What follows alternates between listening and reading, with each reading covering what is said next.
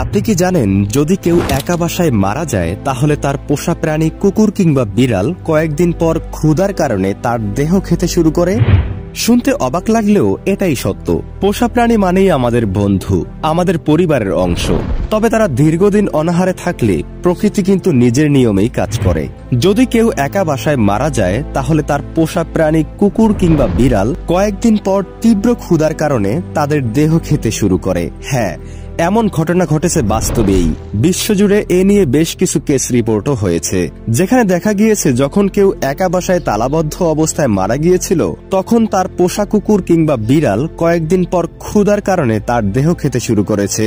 বিশেষ করে বিড়াল, এরা মানুষের প্রথমে দেহের নরম জায়গা অর্থাৎ মুখ, চোখ বা ঠোঁটের দিকেই যায়। আর কুকুর, তারা অনেক সময় চেষ্টা করে এই বিপদে তীব্র ক্ষুধা সহ্য করতে, কিন্তু শেষে সহ্য করতে না পেরে নাক, মুখ, হাত থেকে শুরু করে শরীরের অন্যাঙ্গ অঙ্গ প্রত্যঙ্গ খেতে বাধ্য হয়। আসলে এমনটা কেন হয়, কারণটা কি? মূলত এরা মোটেও খারাপ প্রাণী না, এটা একেবারেই প্রাণীসুলভ আচরণ। ক্ষুধা, উদ্বেগ আর মালিককে জাগ্রত করতে না পারার হতাশা এই প্রাণীদের মাঝে কাজ করে। তবে নিশ্চিত থাকুন, এমন ঘটনা খুবই বিরল। অধিকাংশ পোষা প্রাণী এরকম কিছু করে না। তাই যদি আপনি একা থাকেন, আপনার পোষা প্রাণীর ভালোবাসা নিয়ে নিশ্চিত থাকুন, তাদেরকে ভালোবাসুন। তবে দীর্ঘদিন অনাহারে থাকলে প্রকৃতি কিন্তু নিজের নিয়মেই কাজ করতে শুরু করে, সেটা হোক পোষা প্রাণী কিংবা মানুষ।